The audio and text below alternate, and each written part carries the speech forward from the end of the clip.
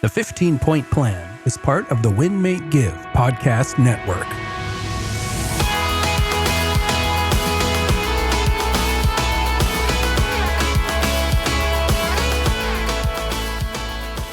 Welcome to the 15-Point Plan.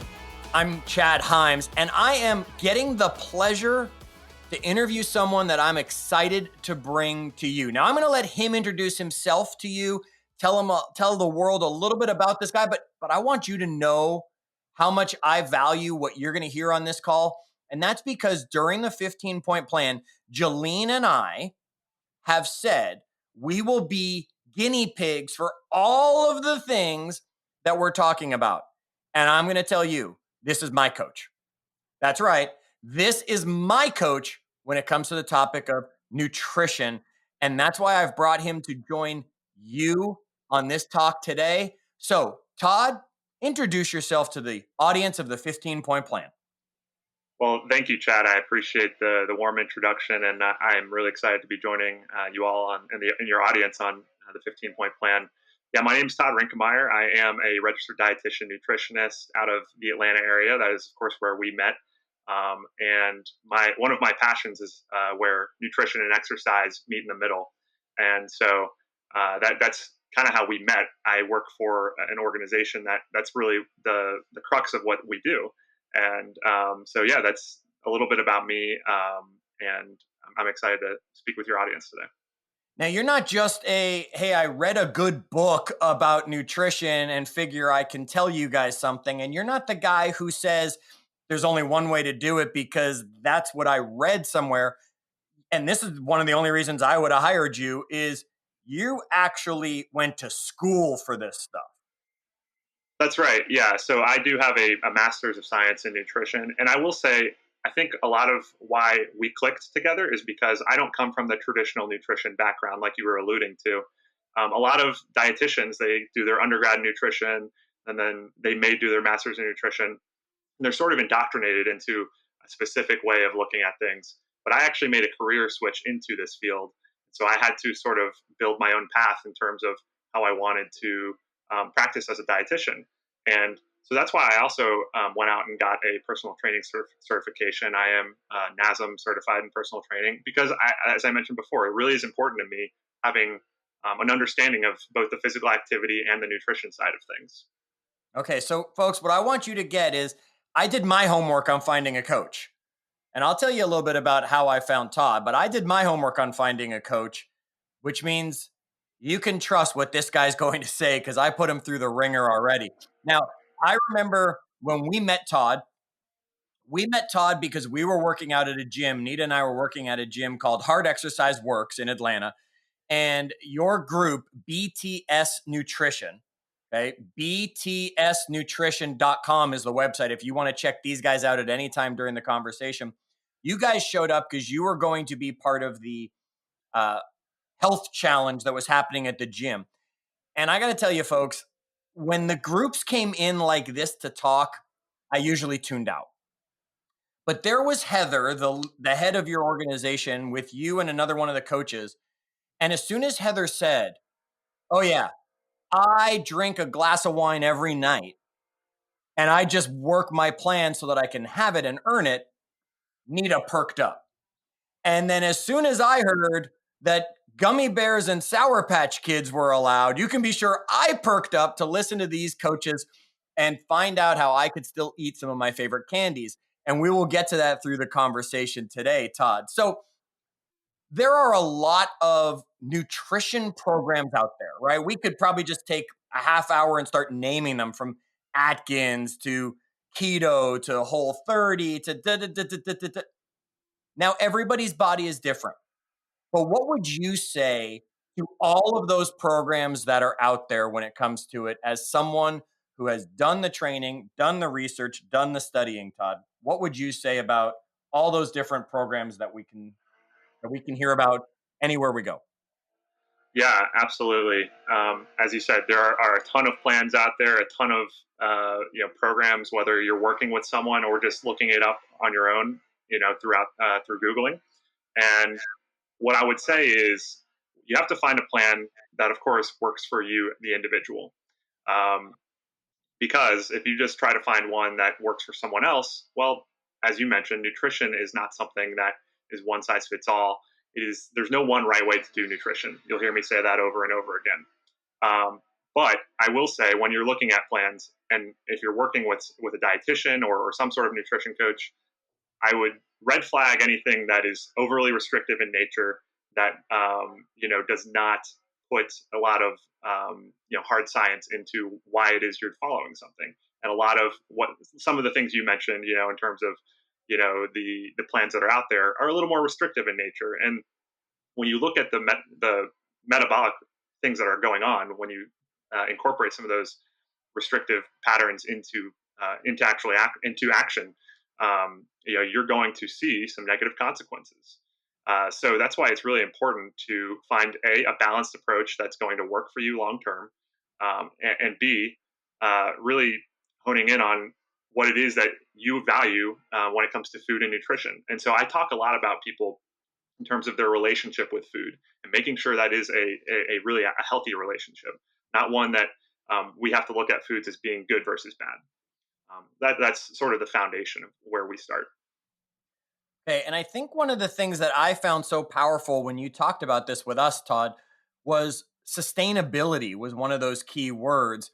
Where if I go no carb or really low carb, or I go, some extreme program where I'm not allowed blank or whatever it is, it's not sustainable. That I'm going to, at some point, my body's going to just crave that I put bread in it, or carbs, we'll just say, right, in it in one way or another, that then I'm going to fall off the wagon.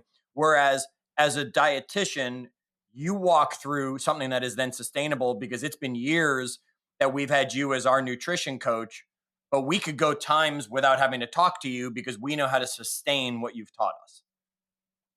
Yeah, that's a really good point. And that kind of just goes back to finding something that is, long-term approach, as opposed to a lot of the diets and nutrition patterns that are out there really focus on short-term results. You see advertisements for, oh yeah, you want to lose quick weight, go, keto, or go very low carb. And, a lot of the reason why you're seeing quote unquote results is because you're cutting out a main macronutrient, and carbohydrates are mostly water. It's in the word carbohydrate. And so if you're cutting out most of the water you're getting from food, well, you're going to lose a lot of weight quickly. It's just going to happen. But of course, as you know, that's not a very sustainable approach. And so finding that approach is what's key. Now, there's a lot of ways to do it. I don't claim that there's one right way, but I will say restriction is not the answer. So, and the reason for that is, of course, when we restrict, our body is very good at, it's very efficient. So we have what's called the basal metabolic rate, right? That is something where that's the amount of calories your body needs to sustain its current body composition. And if we go under that amount, everybody's number is different, of course, but if we go under that amount, we are going to see that number drop, because our body wants to become efficient with what we're giving it. And so if you restrict calories, if you restrict carbohydrates, you're more likely to see that number drop. And what that does, of course, is brings your metabolism down. So, and then of course, this happens when we're doing low calorie, low carb style eating patterns. And as a result, our metabolism ends up lower at the end of when we eventually come off of something like that. And so that of course is negative in the long term, because you're just bringing your metabolism down. And that's when you see a lot of what we call weight cycling, up and down with the weight. And so that's, of course, with BTS and just with my approach in general, that's what we try to avoid. Okay, Todd, you said so many things in there that's like 3 episodes of the podcast, probably. And folks, yes, here on the 15-point plan, we usually keep our podcast episodes, when it's Jolene and I, or Ben, Jolene and I, down to 15 minutes for you. But I'm not limiting that today. I have this opportunity with Todd, and we want to bring you information. So, Todd, you mentioned so many things in there, and I took some quick notes on things that, well, I've taken for granted now, having had you as a coach, but I want to make sure you go over with the world. Boy, and I have stolen that carbohydrate thing from you, because, yeah, we've just called them carbs, but they're carbohydrates, right? And it's that water, and you're right. So if I want to get fit for the beach and I have, 4 weeks to do it, okay, completely go low carb, I'll probably be looking a little bit better when I get to the beach, but you can be sure fall is not going to be my friend, correct?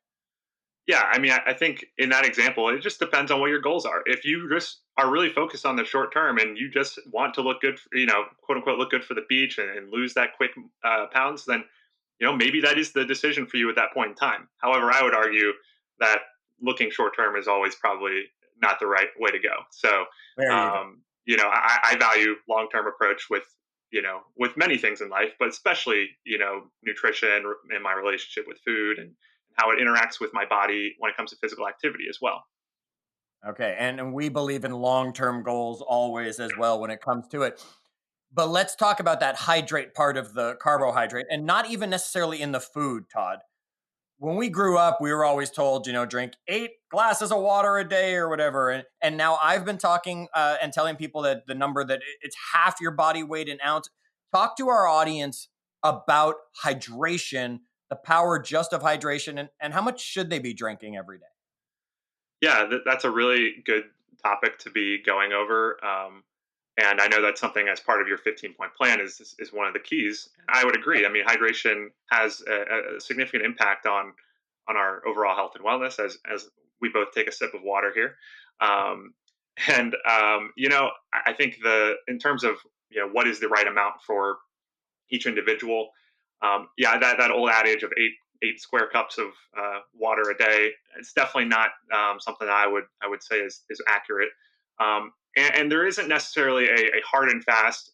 I like your approach of about half of your body weight in water. However, for certain people, that may be a lot of water. So I think a good rule of thumb actually is yes, you can start with that half of your weight in ounces is a good place to start. But I would also incorporate too, and this may be a little, you know, not graphic, but incorporating looking at your urine output.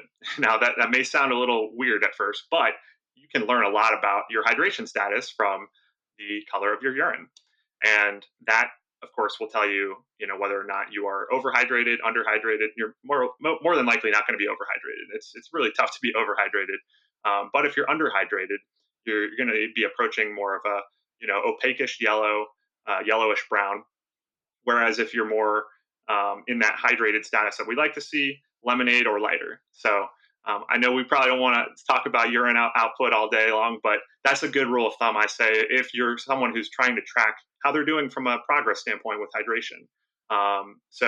And also I would definitely emphasize getting some hydration throughout the day is important. I know you probably have talked about that on various other podcasts, but not trying to get it all at once. Now, starting the day in the surplus is good. So I always like to say, get that glass of water right by your bedside, so you have it first thing in the morning. That's a good way to start the day. But then also just being consistent and getting it throughout the day, as opposed to just all at once. At I various shouldn't increments, just sit down and drink a gallon of water before lunch. I should space that out intentionally so that I'm getting hydration all day long. if possible. But of course, we know we all live busy lives, and that sometimes having to get it all in at once is necessary. So All do what right. you And can. folks, if you're listening to this on your drive in and your kids are in the back seat, well, good. Now they're giggling at the 15-point plan because we talked about PP. Yes. All right. So you make sure you know what color yours is. Okay. You also mentioned in there a term that people may or may not have heard, and that was my basal metabolic rate. Talk about that. What does that mean in English?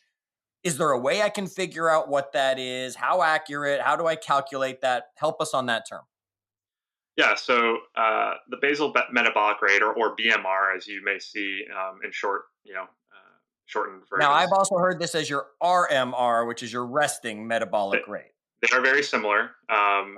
Yeah, RMR and BMR are very similar. And then there's also what is called active metabolism, AMR or AMA. That is going to be when you're adding your physical activity to that as well. Okay. But for the purposes of what you're asking, let's talk about BMR/RMR, and that is of course basically our resting metabolism, the metabolism that the fuel that your body needs to sustain its current composition if you were to do nothing the entire day. So that includes just basically sitting on the couch, not moving.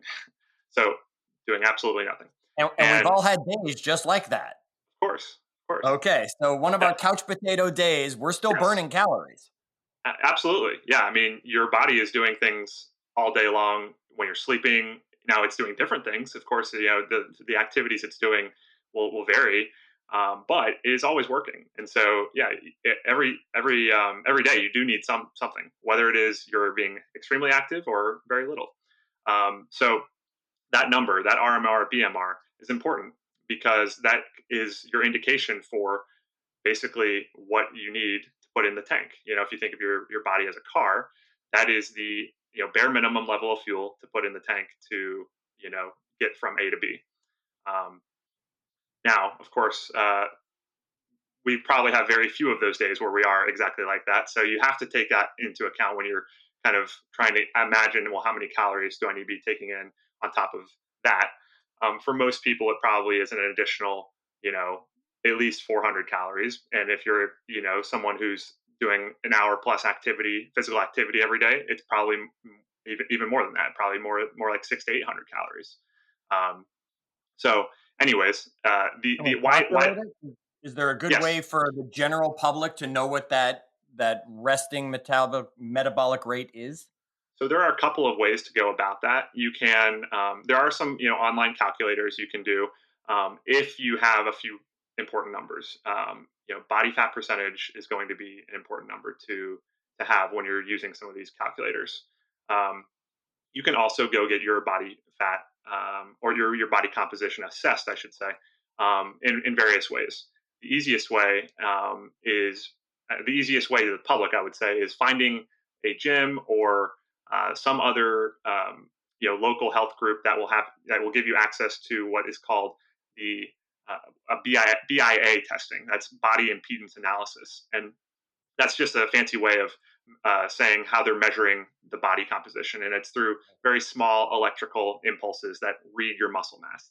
It's a lot of nitty gritty stuff, but And essentially you're folks, going to don't find worry, out. you don't feel those pulses No, going through you, so absolutely not. don't No. panic. Yeah, yeah. I always hesitate to even include that because that sometimes will be like, wait a second, I'm going to get electric shocked here. No, absolutely not. You don't feel anything. But what you get from that is you will, and depending on the actual BIA device that you're on, you can get a lot of information. You can get your body fat percentage. You can get your muscle mass. Depending on the device, you can actually get your muscle mass broken out into lower body, upper body. So you can really see a lot of information when it comes to these BIA devices. And in addition to that, you can find these numbers, your RMR and BMR, because those are essentially calculated by the amount of muscle that we carry. And the reason for that is our muscle is really the driver behind our metabolism. The more muscle we have, the higher that number is going to be. Um, and so and if we want to bring it back to these restrictive dietary patterns, why that number goes down is because we start to lose our muscle when we go on these restrictive dietary patterns. Um, and so when we lose muscle, we lose metabolism. So, But Todd, yeah, go ahead. would you say that one of the biggest mistakes people actually make isn't going on one of those other programs? It's just they're not putting enough fuel in their car because they don't realize that they need, I don't know, I think to use my numbers recently, it's like 1900 plus calories to do nothing all day. So we think, oh, I should eat 1500 calories, and I'm not even feeding the machine. Exactly. Yeah, that's exactly right. Like you can find a plan that'll tell you a blank, yeah, go on a 1500 calorie diet, but unless you know your numbers, who knows if that's the right number for you? And more than likely, that's for most people under eating. So yeah, absolutely. Like the purpose of looking out for some of these numbers, the RMR, BMR numbers, is that you can know what your baseline threshold is and never undershooting that. Right now, there may be days where you want to be around that if you're going to be on the very low activity side, but for the most part, you always want to try to hit that bare minimum number. And if you've never measured your body composition before, it could be pretty enlightening.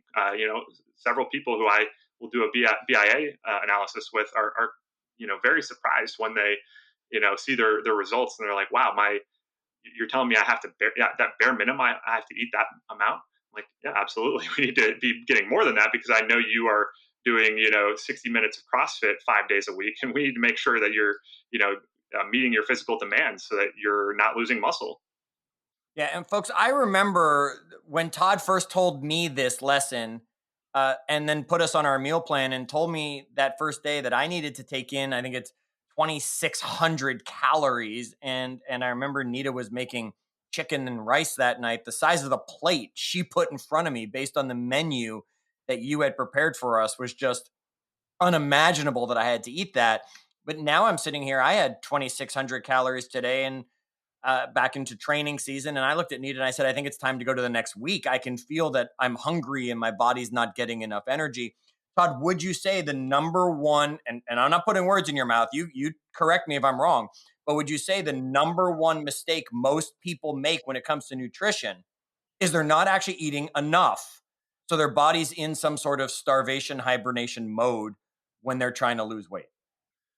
Yeah, I would say I would put the caveat with, I think when you're talking about people who are making, yes, trying to do some sort of weight loss program or really trying to, do something from a physical activity standpoint, um, yeah, more than likely, then the biggest problem I see is, yeah, people are under eating, and and I would say they're also, uh, and we can talk about this if you'd like, they're not designing their day in a way that's conducive to, um, you know, keeping energy levels up and making sure that we're not seeing massive swings in blood glucose.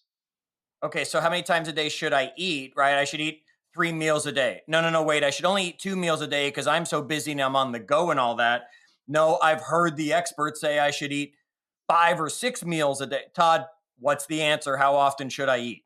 Yeah, and of course, I'm going to be the tradition or the typical dietitian and say, well, it depends. Of course, it is very personal, and I'm not here to say there's one right way to do it. I do believe I find a lot of success with clients who tend to get multiple eating opportunities, as I call them, throughout the day. Now that multiple can be anything. It could be three, but more than likely three is that number three, of course, was born out of an era where that was the basically the amount of times people were able to eat because they were out working on the farms, right? That was really where 3 square meals a day came about. Now, of course, most of us are not, in doing those types of jobs anymore, and we have access to food that's a lot different. Now, that means a few things, right? We can get fuel more frequently. Now, why is that important? Well, our body, every time it eats something, it actually does use a little bit of energy. This is, the whole process of digestion does take a little bit of energy. Some people like to, and that's called the thermal effect of food, by the way, TEF for short. Now, some people like to make that argument. Well, yeah, eat 6 meals a day because you're going to get a little extra metabolism for that. There's a very small truth to that. I would say it's not going to break the bank in terms of what you're going to see from a result standpoint. But some people do a lot better eating 5 or 6 times a day. Some people have a lot stronger hunger cues than others, and so for those people, I would definitely encourage 4 to 6 times a day, eating balanced meals and snacks. So protein, fat, carbohydrate, PFC, and breaking that down individually, it's going to look different for everybody in terms of what each meal and snack should look like. But trying to sort of making sure we're not going more than 3 to 4 hours in between eating opportunities for a lot of people. Some people can go longer. Some people need shorter than that. Quite honestly, depending on how active you are and what you're training for and all that. So Todd, you have me eating 7 times a day, just so you know. yeah, I do a pre workout, I do breakfast, I do morning snack, I do lunch, I do afternoon snack, I do dinner, and then I actually do evening snack. I do dessert, folks. So Todd actually has me eating 7 times a day, just so you can get an understanding of it. So let's talk about eating, Todd, and let's talk about eating right. And let's not geek out on everybody. You and I'll get into this and it'll be like, oh, awesome, right? And people are like, I just want a cookie, right? Let's talk about eating and trying to eat right. You mentioned the protein, fat, carbs in there. What's the right balance? How do we look at it? Is it an overview of the day? Does it need to be each meal? Talk to me in layman's terms for our audience to get a better handle on their nutrition? Okay. Yeah, absolutely. So I would say, when we're just looking at, percentages for the entire day, and of course, the total calorie intake is going to vary from person to person. But I would say Sure. the percentages of that calorie total for carbohydrate, I would for most people, 45 to 60% is going to be the range you want to stick in. Okay. You know, there are times where you are talking to endurance athletes; they may want to be in that upper 60 to 65% range because they use a lot more carbohydrate for their activity. But that's probably a very small percentage of people that want to be in that range. Most So people, to I'd be say, clear, yeah. because I've had people ask this, Mhm. of my caloric intake, you're saying 50% ish, 40 to 60%, 45 to 60% of my caloric intake should come from carbohydrates. So if I'm Yeah, supposed to eat 2,000 calories in a day, 1,000 ish of those calories should be based in the world of carbs. If I'm supposed to eat 3,000 calories a day, 1,500 of those should be based in the world of carbs as I'm going through planning my day. yeah, definitely. I mean, Okay. 45% is really the minimum I tend to work with people now. Now, I will say, if you've been eating 20% carbohydrate, we're not going to go to 45% right off the gate because that will not feel comfortable. You're going to be carrying around a lot more water than you were eating 20% carbohydrates. So there's just a lot of different things you have to consider when making changes. So that's what I would say is if you're making this change, do it gradually. Work with a coach or dietitian that can sort of build you up to that. But yeah, the sustainable range to be in is that 45 to 60-ish% for most Okay, so people that's carbs. for carbs. What Yeah, about the other two? You mentioned we had proteins and we had fats were the yeah. three, main categories to focus on. What percentage should I be at there? Yeah, so those are really good questions. I will start with protein because that tends to be something that people talk about a lot, especially with physical activity. Um, and I see everything. I see it across the board. I see people undershooting protein, but more often than not, I see people overshooting protein. They think protein is going to be their ticket to more muscle, and it is, right. I mean, it is to a certain degree. Like you have to have a certain amount of protein present for muscle. The percentage you want to be in for anybody who's doing a lot of physical activity to just your average person sitting at a computer all day, 20 to 30% about. So, and I know you've talked about it before, but if you want to get into kind of personalizing your protein in terms of finding out what that number is, I believe you've talked about the kilogram. Yeah, we said zero point 0.8 grams per kilogram of body weight was an approximate standard depending on your activity level. Yeah, and that's a good starting point. Point eight is where I would put anybody at the bare minimum. Now, if you have certain goals that you're trying to shoot for, I will Like looking probably like Arnold Schwarzenegger or Chris Hemsworth or something like that. Sure. Yeah, if you're entering bodybuilding competitions, we're going to be probably working more in that 1.4 to 1.6 gram per kg range. Um, if you're just looking to improve muscle mass, or you're training for something, probably more around 1.2 grams per kilogram, 1 to Okay. 1.2, or maybe up to 1.4. It really just depends with the physical type of physical activity you're talking about, but 20, if you just want to look at percentages, 20 to 30% is the range to stick for protein. And then talking about fat's interesting because for a long time, I'm old enough to remember that there was a huge low fat craze, in the 90s and early Sure. 2000s, and that of course brought about a lot of terrible tasting foods because why fat has a lot. Fat is the reason why food tastes good for the most part, right? It is, and it's the reason why it helps us with satiety. When we don't eat fat, we're not going to stay full very long. And protein has that effect as well, but protein foods typically have a little bit of fat with them.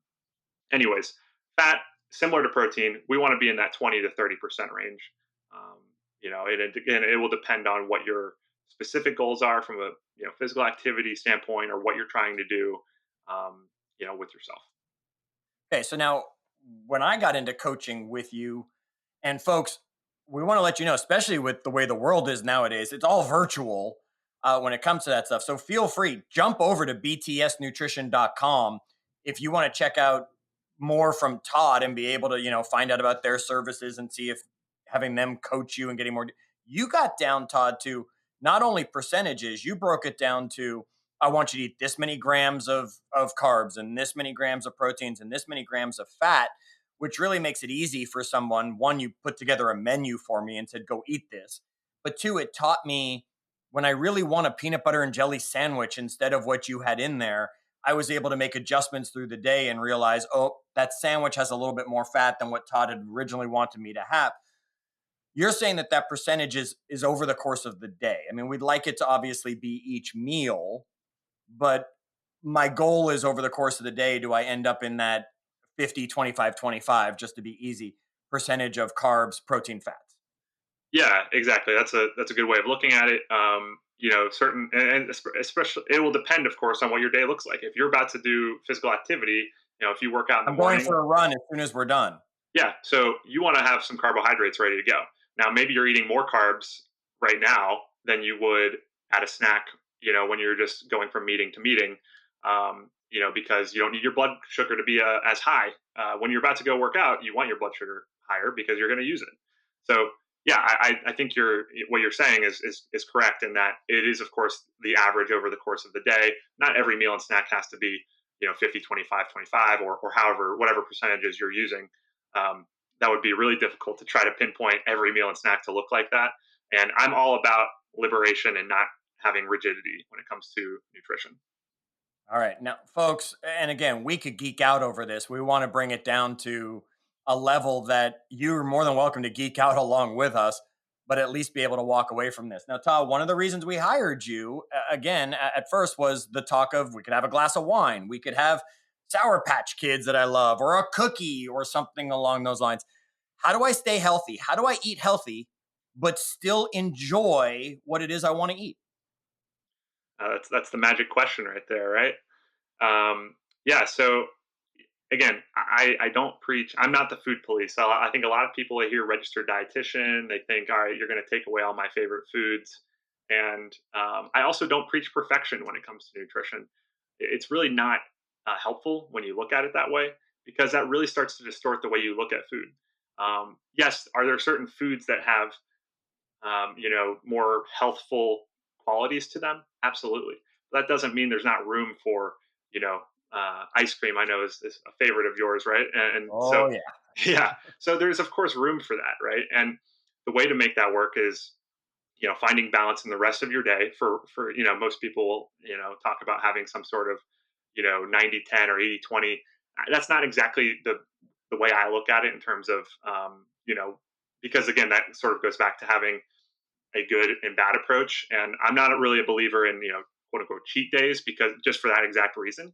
So having, sorry, Chad, you might need to cut this for a second. I had like a itch in my nose. Oh, too bad. Your itch just made the podcast. Keep going, Todd.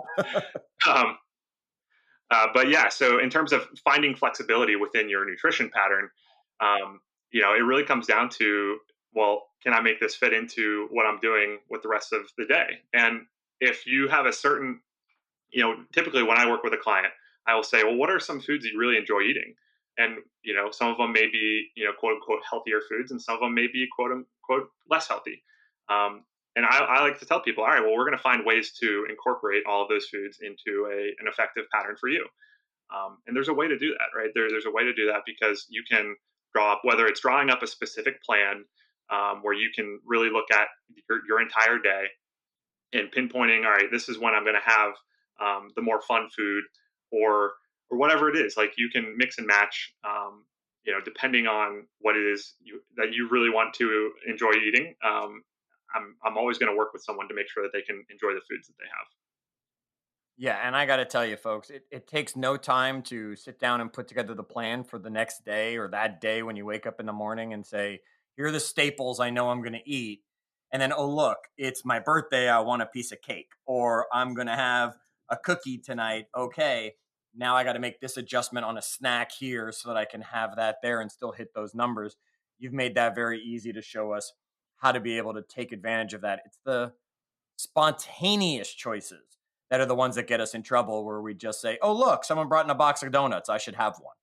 Right? Be prepared. All right, Todd, and I know you don't like good and you don't like bad, okay, when it comes to food, but what's the one food that we don't realize how bad it possibly is for us and we've been fooled? Putting me on the Like, spot I here. have actually heard people always say, you shouldn't eat donuts, you shouldn't eat donuts. And then I actually saw something somewhere that a donut is actually better for you than a bagel. And we all think, oh, well, I could have a bagel for breakfast. That sounds healthy and all that stuff.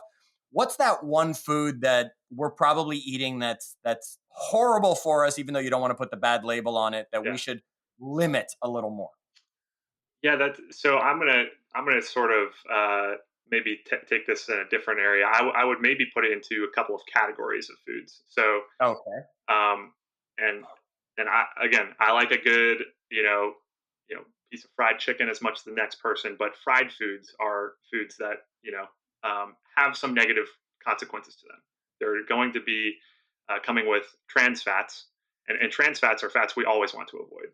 There's no good health outcome to trans fats. So that would be one thing. And then your empty sugar drinks. There are a time and place for them.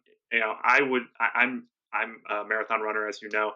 There are times where I may have a Coca Cola, in the middle of my run because it's easy to drink. It's a little extra carbohydrate I can take, but that's the situation where I might have that. So the added sugar drinks are really easy to, maybe that's an area where I will work with someone to maybe cut back on. And then also the fried foods are the two areas I typically will see. And also kind of thinking along the lines of trans fats, you have me now, my brain's clicking here. Watch out for those frozen foods, the frozen meals, I should say. They're loaded with sodium, right? So those goods that we can find in the freezer that make it easy for us to prepare a meal. Check those food labels for those frozen meals because they're going to have a lot of extra sodium. They probably have trans fat in them as well. So you have to watch out for certain things at the supermarket. So what you're saying is I shouldn't necessarily go to Kentucky Fried Chicken for a big bucket with a large Diet Coke, with a large Coke for my meal there. I'm probably hitting some bad things if I then stop by the grocery store and pick up one of those meals for later in the day as well. All right, gang, we're giving you some high level stuff there. Uh, Todd, I want you to wrap this up for me, and I want you to give one tip on top of everything you've already shared with everybody that made it through the geeking out of stuff. But what's the one tip you would leave everybody with if they wanted to improve their nutrition in their lives to help their energy, to help their health, and to help their happiness overall? Yeah. So I would say one tip that anybody can do, whether it is you feel like you have a really good nutrition pattern or you feel like your nutrition pattern is in the toilet, is making one small change right now. Now, that may not sound like a much, but you really have to build yourself for the long term. And so making one small change can really help you do that as far as building that momentum. Now, what that is may look different for everyone. Maybe it's starting by writing your foods out for the day and assessing, all right, how am I doing in terms of the time that is elapsing between eating? Oh, I went 7 hours between eating. Maybe I can cut that in half. So that might be an area. Or just looking at the types of foods that you're eating. Am I getting enough fiber? If we're not getting enough fiber, then let's maybe add some foods that would do that. So really, I would say not trying to do everything at once is probably the good way of summing that up. Is if we try to make wholesale changes, we're more than likely going to see wholesale failure at some point in time. Maybe you can sustain it for a few weeks, and that's what a lot of those dietary patterns that we talked about earlier on thrive on. They thrive on that short-term success, but in the long term, that's not going to be beneficial to you because you've just tried to do something all at once without really mastering something as you've built up something really sustainable. All right. So before we wrap this up, Todd, I'm gonna get some coaching right here in a minute. So, folks, I want to remind you, if you want to hear what I'm about to ask Todd for my own personal coaching while I've got him, don't turn this episode off yet. All right. We want you to come join us in our Facebook group, facebook.com/groups/win-make-give, where we'll be talking about this episode and all of our episodes here at the 15-point plan. I also want to let you know that over on Win Make Give, we will be dropping an episode with the owner of BTS Nutrition, Heather, talking about how to win with nutrition and build up a business. The stuff we like to talk about over on the Win Make Give conversation. Here, we focus on health. And remember, you can always check out btsnutrition.com. Check out their services. You can connect with Todd directly through that site and be able to maybe see if he's the coach for you. Tell him Chad sent you. What is your best email if they wanted to reach out just directly right to you, Todd? Yeah, thanks, Chad. It's todd@btsnutrition.com. Well, that was tough. Yeah, I know. It's really complex. But yeah, shoot me an email if you have any questions about, our services or, check out our website. We offer a lot of different packages depending on what you're looking for. We do meal plans, we do not meal plans. So look us up. Yeah, we love it. Yeah. I've got a binder that we've been carrying with us since the day we met Todd that he built 4 months of meal planning for us to get trained up for an event. And I got to tell you, every time I got an event coming 4 months before it, I make sure I am following that book to a T, except for that one recipe that was disgusting. But that's okay. We've learned how to replace it. And we have found some great ones from you. Now, here's my question. This is you and me talking, Todd. Forget that everybody else, they've all turned off the podcast right now. Protein. I have been hearing so many different things about when to take the protein. I'm a morning workout person usually. Sometimes I'll throw in an afternoon run. Is it the old rule of protein within 30 minutes of the workout? Is it what I'm hearing some new people talk about, which is protein right before bed so your body has it to process while it's at rest? When are you going to tell me I should be making sure that protein shake gets put down, since that's probably the biggest protein at once that I'm taking? After the workout, throughout the day, before bed, or does it really not matter? I would say it could be both. So after the workout is a prime time to be getting protein, because at that point in time, your muscles are, of course, when you do your workout, you're damaging your muscles, and they're in prime need for repair at that point in time. So that is a good time to be getting protein. But you could also get it at night. And if you are doing a protein shake at bedtime, I would say look for what's called casein. If you normally do something called whey protein, look for casein. Casein is a slower releasing protein. And so that would be something that I recommend for people taking overnight, or not taking it overnight, but drinking right before bed, because it'll be absorbed overnight. So whereas right after a workout, that's the time to be doing like your whey protein shakes, or so some other type of protein. Doesn't necessarily have to be whey. Okay. All right. Well, there you go. If you guys hung on and heard my question, you got a little insight to making sure you're doing it, because time of day does matter on some of this stuff. If you're still here, reach out to Todd. That's Todd with 2 Ds at btsnutrition.com. Join us in our Facebook group, facebook.com/group/win-make-give. And until our next episode, we sure hope this one helps you take your energy to the next level.